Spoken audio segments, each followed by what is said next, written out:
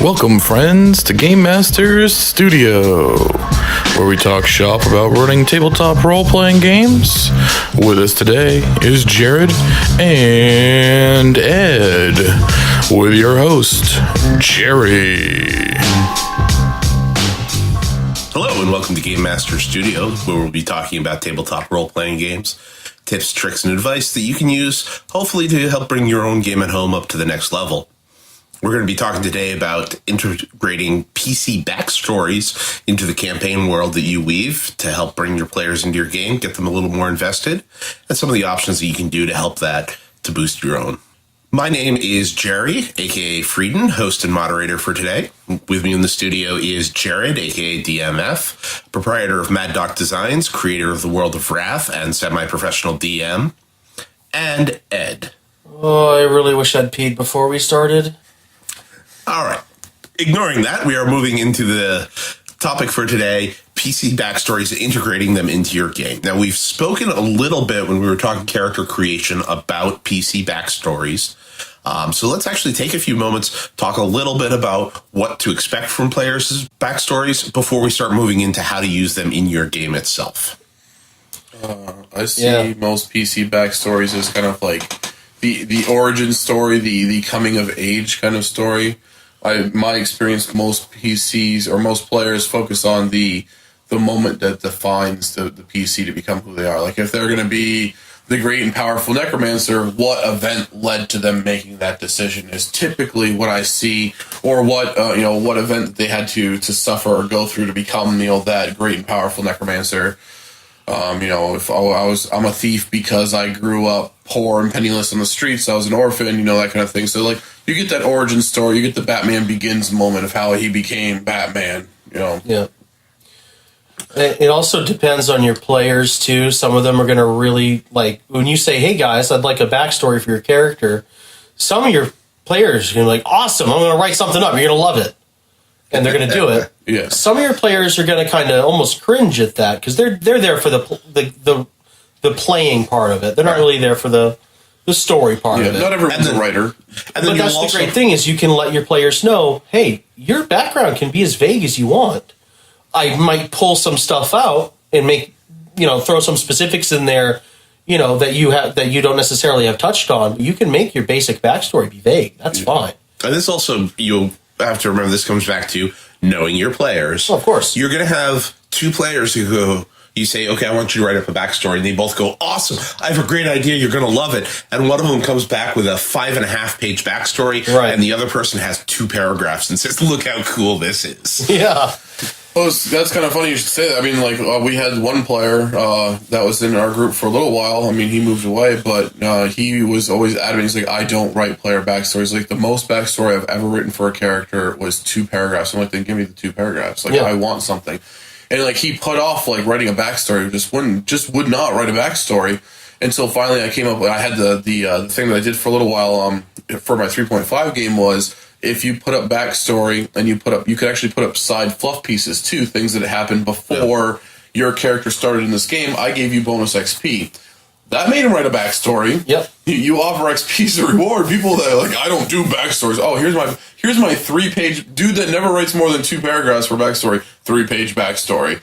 How much XP did I get? Right.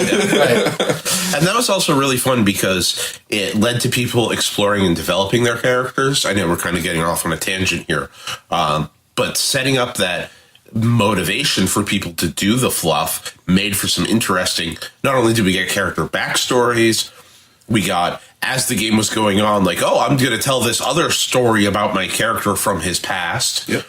And we also had retellings of stuff that happened in the game, except rather than being talking about in a mechanical terms, it was all a narrative. Right. And a little bit of downtime. If I recall, a little bit of downtime was given too. So it offered opportunity for fluff pieces to be like, what happened during that 1 month that you guys had off? You know what I mean? Tell me little tales. That's always fun too. A fun one that I actually wound up doing just to try something a little bit different, because I was doing a character that was very different from what I do. I did the background that was asked for, I did differently. Rather than giving a narrative of this character's story, I did, here's an interview with the character. Right. So the character is actually talking to an unidentified person who's just like, so tell me about yourself. Oh, what was that like? How did you deal with that? And made it to more of an organic and really helped me find that character's voice. And since we were doing it as backstory pregame, it really let the DM see this is the voice I want to have kind of for this character. This is what I'm looking at doing. Yeah, nice. And that may be useful for somebody who may not be able to write a story about my defining moment. Well, then here's an alternative. Right. I'd say a quick note on backstories for GMs.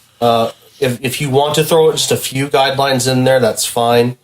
You're going to have people come back with 2 paragraphs. You're also going to be people that come back with 5 pages. Some people might be very detailed with their backstories, so it might actually give you a little bit less to work off. Like, oh, this is a cool character that I could bring in, but man, I got to do it very specifically. Mm-hmm. Some of them will be more vague. One trick I like to do is like, okay, where is your character from in the world? And like name a list of like 3 to 5 people who are like, like his friends or family, people he's good with, and then like a list of like maybe 2, 3, 4 people who aren't necessarily bad guys, but could be. They don't like this person. They would work against him. You don't have to be that specific, but that you can kind of create some guidelines here or there. I'd play with that. See what works best with know your players, see what works best with your group. Yeah. I don't usually give a lot of guideline on writing backgrounds because sometimes players will surprise you and you'll come out of left field and you'll never see it coming and you read it and you're like, that's freaking cool. Right. Yeah. You know what I mean? Right. So I don't usually give a guideline. If someone asks me, I'll give them some parameters like, well, you could do this, you could do that. Yeah. I, as a player, typically when I do my backgrounds, I kind of am specifically unspecific. Yeah. Like, I go out of my way to mention certain, like you said, I'll mention at least 1 or 2 acquaintances or, family members or someone that's close to me in my life. So I always try to, like, leave, like, an Easter egg kind of in there for my, my backstory. Something that I don't know anything about. Like, I mentioned it, but to me, I have no details or no backstory on that item. Say, say, like, a family ring's been handed down for generations to this character. And that, to me, that's it. Like, that's the end of the story. But it's a great item that's been specifically mentioned for the DM to then do whatever they want with it. Maybe it's cursed, maybe it's magical, maybe it's nothing. Right. But it's there for them to play with, a specifically unspecific Easter egg for the DM to play with it and do whatever they want with it. I know about this ring. There's like 3 movies and a trilogy of books that says why destroying it is a good idea. No, those Easter eggs are great. I was running a superhero game and one of my players, she made a background for her character, and part of her background is when her character was around 10 or 11 years old, she lost her brother. They don't know what happened to him. And all she put is, they lost her brother, don't know what happened to him, and then moved on from that. So I actually asked her, like, did you have anything in mind for the brother? She's like, no, I'm keeping it open so you can do whatever you want. I'm like, that's awesome, great, thank you. And when I did eventually come around to the brother, they actually had teleported to a different era, and I had some guy that looked vaguely familiar to her, immediately know who she was. And in that dimension, they hadn't lost each other, except very recently he had actually lost her. So it was this kind of, kind of twist on that where he knew her immediately. And then when he explained to her that she was her brother in this dimension, she immediately recognized him. And there was a moment there where after all this time, she's seeing her brother again. Mm-hmm. That was a really cool moment, I think. When you come to PCs as well that don't do much for backstories, because I've had people, like you said earlier, Jared, coming like, I don't really do much. I don't know what to do. I try to come up with a list of questions. Yeah. So rather than doing a backstory, just do this quick questionnaire. What family members do you have? What's your relationship with each of them? And some of the other ones. The one key question that I like to get in for D&D is, if your character did not become an adventurer, what would they have done with their life? Because that really makes people think and understand who they are. Yeah, I like that. And you're going to get some generic backgrounds. Okay, my family died when I was young and I've lived on the streets. Now I'm an adventurer. That's all over the place. That's going to be everywhere. A lot of it's because, the epic storytelling, that's a lot of what those backgrounds are. I mean, look at Luke Skywalker, one of those characters who that's pretty much his backstory. It's a common trope. But you're going to come across those a lot. If I had a player who came to me and said, okay, for my backstory, my character lost his family when he was young. He grew up on the streets on his own. Yep. I would go to, okay, well, how did he survive? What contacts did he make? Who is he close with? And if they wind up, saying, oh, well, I'm not close with anyone. I take care of everything on my own. I survived on my own. You can kind of start pointing out to them, like, are you intentionally trying to play someone who's a very withdrawn shell who doesn't interact with the outside world because that's what you're building? And you can kind of try to get them to open up. I mean, there is a time and a place to play that. Yeah. That character of that, but I think there's a lot where people are trying to do that strong independent who doesn't get their hopes and dreams crushed because they don't share them with anybody. There's a time and a place to play that, and there's a time and a place to have a character who is vulnerable, who is a rounded person. Yeah, and no, I agree. You need to get people out of the mentality of I'm going to use your background against you. But you know what? Even if they don't give you much for a background, you can still do it. Like, okay, you were raised on the streets. You're going to have made some contacts. Maybe there's just the local police are going to know who you are. Yeah, someone. You just make up a random NPC from his background. Have him just kind of show up and say, hey, maybe there's this job. Would you do this for me? Remember me? I gave you food, a couple times a week.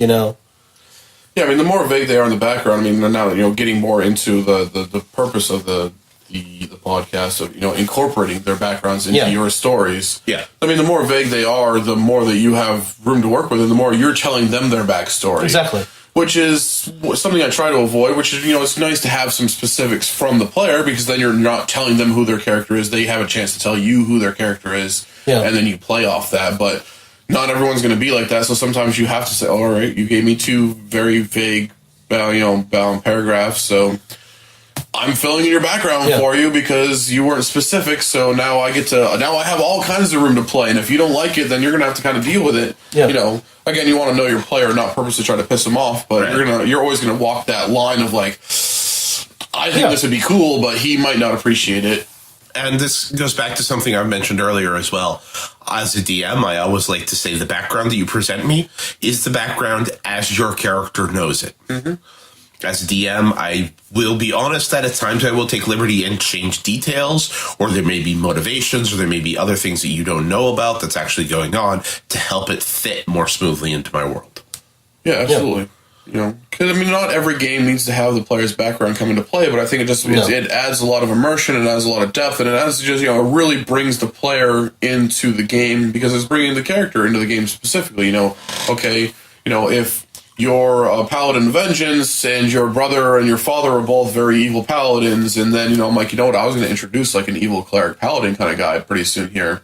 Guess what? Instead of him being random Joe Schmo NPC that was falling in this category, now he's going to be one of your past family members that you thought was dead, and boom, now he's showing up and he's frigging with you, and you're like, oh, great, blast from my past. I was the disappointing kid because I was the non-evil, cleric paladin guy. I might walk that neutral line because I'm a paladin of vengeance, but blah, blah, blah, blah, blah. And now it's not just a conflict that you had on paper from your past, but now it's happening. Right. We could just see it in real time, and now your character's instantly invested, which should make your player instantly invested. Instead of going, oh, cool, we got to stop this bad guy. Now it's like, dude, my brother's back. Oh my god. Yeah. We got to stop him. But I mean, at the same, then you have that inner turmoil, like, but I mean, he is my brother. Do I really want to kill him? Right. Oh man, is there a way that we can stop him without killing him? And then you have that whole debate within the party, like, no, we got to stop him by any means necessary. But he's my brother. Like, okay, well, I understand. We'll try not to kill him, but you have to understand, that it might come to that moment. Like, oh. Yeah. Wow, if I didn't know better, I would have guessed you were an only child. I get to kill my brother? Yeah, and I think you also hit on another important point of how it really invests in that collaborative world building. Mm-hmm. So now you almost have, for all the player knows, is like there wasn't really going to be a villain here until I created him in my backstory. Yep. Right. So now I'm responsible for this. Yeah. I need to address it. Addressing that players need to fix their own mistakes. Yeah. I actually, that reminds me of a supervillains game that I ran once, and I had everyone write up a backstory. And of course, get varying backstories as you do. And I did have like one or two pre-planned villains and like some ideas what I was going to do with them. Right. But mostly, I just started right off the bat, just picking out their backstories. And like, okay, so this organization's looking for you. Okay, this first session, you're going to have to avoid them. Or whatever. Okay, so you have a superhero who's your nemesis. I'm gonna have him fight you right now. Mm-hmm. I'm not gonna wait 4 or 5 sessions down the road. Right. Which is another way you can do it. You can set your plot up, get everything in motion, and then start bringing backstory in, or you can just do it right from the get go. It depends on how the backstories are set up. Depends on how your game's set up. I mean, I've had one where well, I'm recently orphaned. My parents were slaughtered by this invading tribe of goblins. Mm-hmm. I just escaped with my life, and now I'm out adventuring. Like, okay, well, we're 2 towns away from where that happened. Guess what? Those goblins are now making their way this direction, and they just swept out another town, and now you're in the town where this tribe of goblins is heading. You now have a party. You can now make a difference. You can now stand and fight and get revenge on these goblins. Or if you don't think you can handle it, you can run away and maybe try to deal with them later, but you put that backstory piece right in their face right off the bat, because they're in the right spot, in the right time, kind of thing, and it can totally kind of work. Yeah.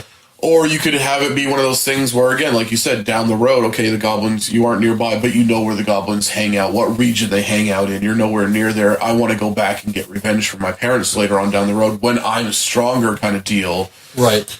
So you can, it all depends on like what you think they can handle, what the bad guy is, so to speak, from the past, from the background. Like, can they handle a tribe of goblins? Yeah, a level 1 party of 5 or 6 dudes, they might be able to handle a small tribe of goblins. Yeah. Goblins are pretty low level. Plus, you can have random NPCs in the town helping with the fighting.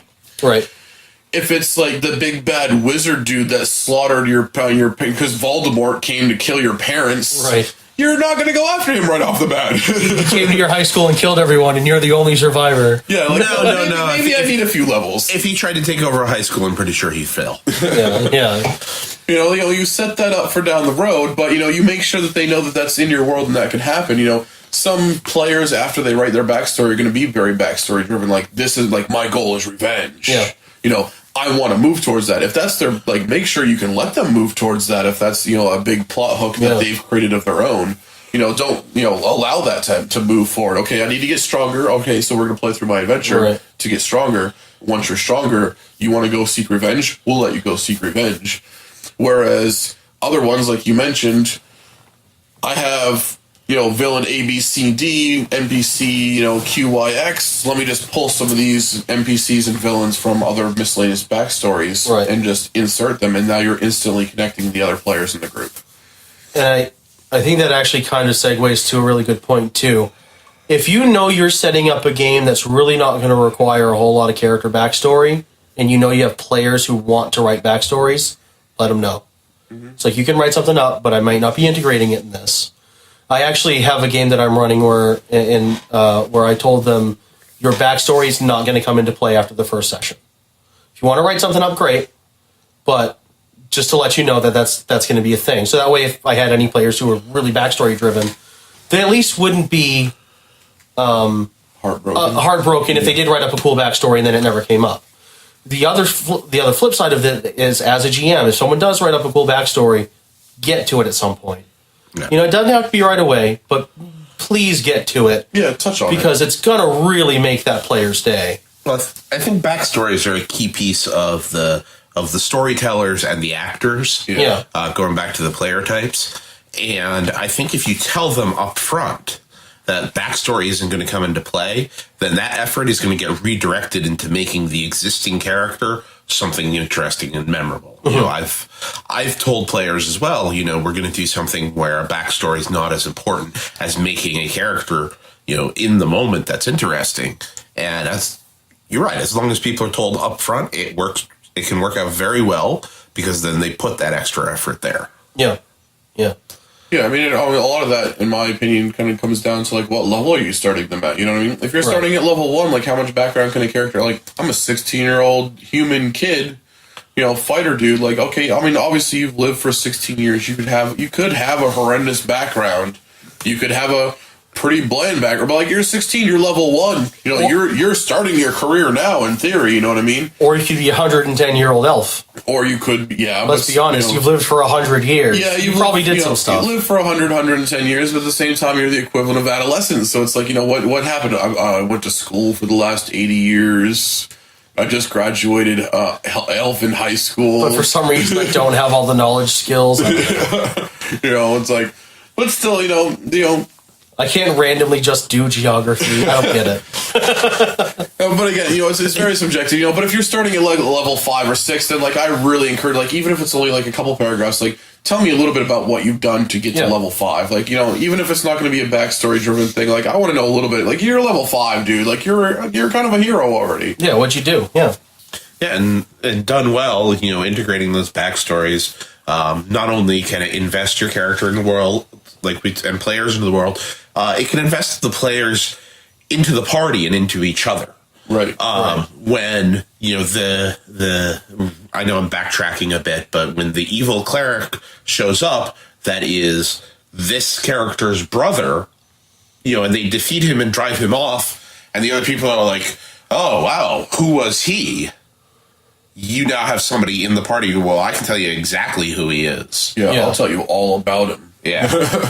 So that helps kind of bring it together because okay, now we all have dealt with this guy as well. So now we are all kind of connected to your backstory in that same way, helping, build that web between the players and tighten it up and draw them deeper connections. Yeah. Plus, like you mentioned earlier with backstories, like backstories are, obviously they define who your character is on how they deal with other players, or other people in general. So while atypically, yes, everyone in the party gets along, and maybe, even if they don't necessarily like NPCs, they typically get along with the player. But if you have like the PC that you mentioned before, the backstory of like pretty much an introvert, doesn't get along with anyone, that should reflect with how they deal with the party to some degree. Like, I'm not saying don't cooperate with the party, but that's a role-playing aspect. If you had not established your backstory to some degree, then you wouldn't necessarily know that. And I mean, you can kind of create that in the moment, but, having those backstories really helps flesh out who you are now. Who you become is in the moment, but who you are at the go. When we all sit down at the table. Yeah, when we all sit down at the table, who are you now is based off of who you were or how you how you got here. Right. Who you become is based off what happens at the table. So it's good to have that starting point fleshed out. Yeah. And I actually have a quick kind of story to get in for 3 of my characters that all wound up connected through the same backstory, which was interesting because it started off with one character that I wrote the backstory up that didn't really come into play for him because things immediately moved to a position where he wasn't in place to be connected to his backstory. The entire game moved to a distinct locale that wasn't connected. And through the process of getting back home, which was really the goal of the story, at the very end, in order to save everybody else, this character stayed behind and died so that the rest of the party could get back home. So my next character was joined into the party and they traveled around, and eventually they wound up running into the circumstances and everything that was set up for my first character's background. So now my second character started getting involved with the first character's background, and they were working and dealing with things there when awful fate befell the second character, and they needed to recruit a third character of mine. I wrote up his background and had him and the background connecting into the story and connecting into where they were, which was all playing off of the background of the first character.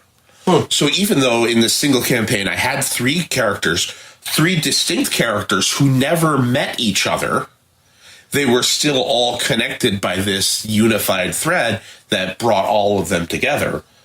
in the same way that it connected other players to my characters. All of my characters were connected to each other, which was really an interesting, kind of unique so far moment for me for gaming that really showed that, if you're working at it, weaving these backstories together can really help add that cohesion, add that consistency. Yeah, I almost didn't bring that in because that character was already gone. But I thought it was a nice, homage. Plus, you as a player can still recognize. It's never too late to bring in backstories from other characters. As long as it's the same players, the players will recognize that stuff and they'll see that. You know what I mean? When you write, that kind of comes down into like the cooperative storytelling that we mentioned. You write a backstory for player X. Maybe I don't get to really truly take advantage of any of that backstory from player X. But that's not to say that I'm not still acknowledging that has happened in my world. So another game down the road, or maybe after player X has left or died, I see the perfect opportunity to bring in backstory from player X, even though he's not around. That's still an homage. It's kind of like a nod to the player, like, dude, like that happened. Yeah. I'm sorry the character didn't get to see it, but you get to see it. It's there. And you affected the world. And this is building an Easter egg into your campaign. Yeah. Yeah, I think it would. Yeah, that actually would be kind of a funny, interesting thing. Like maybe there's these nobles that were, chasing this character, and a couple sessions after he dies, you guys end up in this new city. All of a sudden, the nobles show up, threatening the group. Yep. Because aren't you partying with this person? Mm-hmm. Doesn't he travel with you? I'm really horrible with the names of all the dudes from Lord of the Rings, but the guy that dies trying to take the ring from Frodo there. Boromir? Yeah, Boromir. And then later on, you end up in the town where, like, if he was around, he would be really useful right now. Yeah, exactly. We got to deal with his crazy dad and his frigged up brother. Yep. I actually have plans for a game that I've got coming up where one of the things that I'm going to do is I'm going to have them have a quick nod early on, whereas the party is going, east, they come across an adventuring party going west, can't really stop to chat, but just a quick description of it. If they're paying attention, they're going to realize that it's their party from a game that I ran like 2 or 3 years ago. So they're going to be, weaving those backstories from other games together. Just as that Easter egg, it's not saying that, this is set in the same world and they know that this is going to happen in this month's time. Just a little nod. But just a little nod. Kind of like you see in Hollywood and TV nowadays. Yeah, the first thing that came to my mind when you mentioned that was Shaun of the Dead, where like the two different groups have like identical members, and they're like, hello, hello, hello. And they're going different directions. Hello, hello, hello. Yeah. They both have the fat dude in the back playing video games on their cell phone. Like they both have like the one chick sort of leader and the one dude that's trying to be the hero. And, Yeah. Actually, the first thing that came to my mind for the crossovers was in the opening credits of the A-Team, when Dirk Benedict's character watches a Cylon walk past, because Dirk Benedict was also in Battlestar Galactica. Yep. I'm just thinking of it as that type of nod. Crossing universes. So, PC Backstories. There's a lot of different tools, a lot of different items that you can use, tips and tricks and ways to get your people to do them, to bring them into your game, to use them to enhance. Anything else anybody wants to touch on before we wrap up for now? Well, I think another important thing for bringing in background stuff is not always necessarily NPCs, family heirlooms, like I mentioned, like that ring, you know what I mean?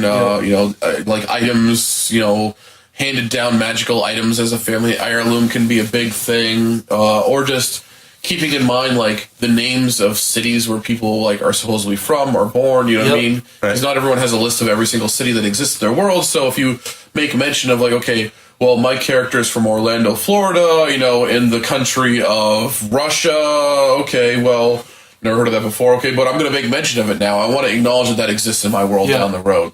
Okay, maybe bringing in a completely random NPC that's not connected to this other NPC in any way, shape, or form, but he's from the same place. Yeah. And then they can have that moment of like, oh, well, is Uncle Bob's general store still there? And, is, Raphael's magic shop still on 14th and Main? They can have that little kind of like catch-up moment. Do you know Angus MacLeod from North Kiltstown?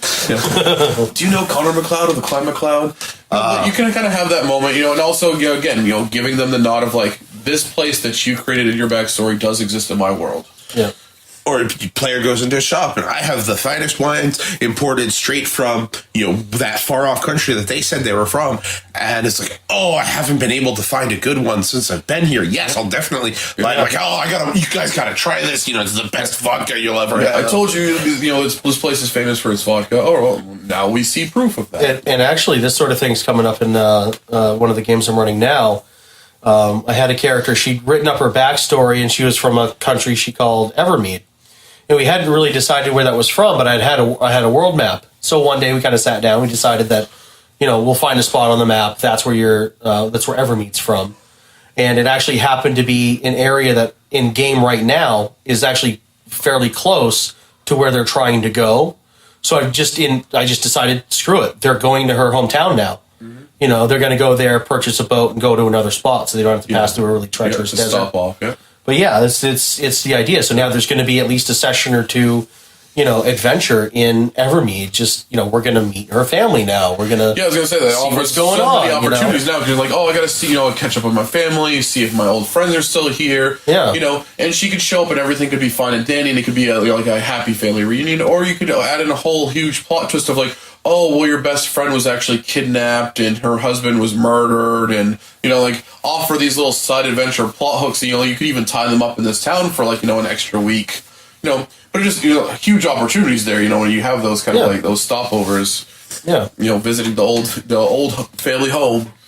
Yeah, and I know when Jared first started building Wrath, and he first started running in the world of Wrath, there were similar situations where there was towns or areas that weren't defined yet, and players claimed that the backstories, well, I want to be from here and this is what's going on there, and then that was okay, let's write that up and put it into the world of Wrath. And some of it was just like took a town, I think it was Witch Creek was the name of it, and he just said that, it's populated by magic users, and that's all. It's Anders Anders, my character, came from there, and I actually did a backstory of it. And in the backstory, Witch Creek is not only this magical town where everybody has magical talents, kind of like a more serious version of Piers Anthony's Xanth. But not only that, they're very insular. They're like, we don't want outsiders. We don't want the non-magical folks. And there's a very strict structure there. And that wasn't defined in-game yet. But because of the backstory, and when I worked with Jared on that, he's like, yeah, that's cool. That's the way it's going to work now. Yep. Which also means that every time we start getting close to that town, not only does the character who left it behind start getting a little nervous, but as a player, I start getting a little giddy because I know how that town works, and the other PCs haven't seen it yet and haven't gotten to experience it, but I know it's in part because of the way that I helped put it together. Which is almost like art creating life, because, you're the character from that town, so you're the one who would know more about how the town works. Right. Everyone else has never been there before, so they have no idea. So that's kind of a cool way to do that out there. I've done that a lot with a lot of the backstories for a lot of the stuff for Wrath, but also in real time, like Tordir specifically, he has redefined one whole town. This one town, it was like a very Wild West, really no authority, really no structure to this place. And now it's becoming like Rome, it's got a Colosseum. They have fights bi-weekly, because he started off with taking over this little fight club, and then after his monk, due to a deck of many things, turned evil, he went back to this town, and he's all about just the problem. At first he liked to compete, so he was the champion, and now it's just all about the profits and maintaining his title, and so he's got this total Rome Colosseum thing going on. And this place went from this little Wild West town to becoming one of the bigger up and coming cities in the kingdom, which is great. And as a GM, one who has spent many an hour trying to develop a world for players to explore, backgrounds can come in super handy. You're going to have the things that you define, but all of a sudden they come up with this city off on this area, and this is how this runs. It's thank you. I needed another one, and I didn't have one. Yeah, I made the huge map of Merizian and had tons of towns all over it. And I'm just like, I don't even know what happens in half these towns. Right. But there's a map, so people. And then we found out we didn't need to. Yeah, but I'm like, but there's this map. Just having this physical map is like a huge benefit because then people go, I want to be from there. I'm like, all right, well, tell me about the place because I can't tell you. Right. And this is also because Jared's been talking about coming back to Wrath and coming back to our old storylines, but being down the road. Yeah. So like some time has passed since our last game happened, which as a player, I'm looking at it and like, oh, so all this different stuff that we set into play, we now get to come back and see how has the world developed? How has it changed? Really made me go, okay, yeah, you want to run? I would be willing to relinquish the DM seat because I want to see how the world has expanded and grown from what my characters have done. Mm-hmm. Right. So, all right, well, we're going to wrap it up right about there. We were talking today, as in case you missed it, about PC Backstories and how you can use them to build your campaign, influence your world, and help out there. If you'd like to comment or ask any questions, definitely feel free to connect with us on our message boards, through Twitter at GMS Studios, or on Facebook. You can find us to like, comment, and subscribe. We do have new podcasts out every Tuesday here talking about what you can do. We've got a wide variety of topics coming up. We're not running out of material anytime soon. So stay tuned in, and we will see you next time that we're in the studio. Bye. Bye.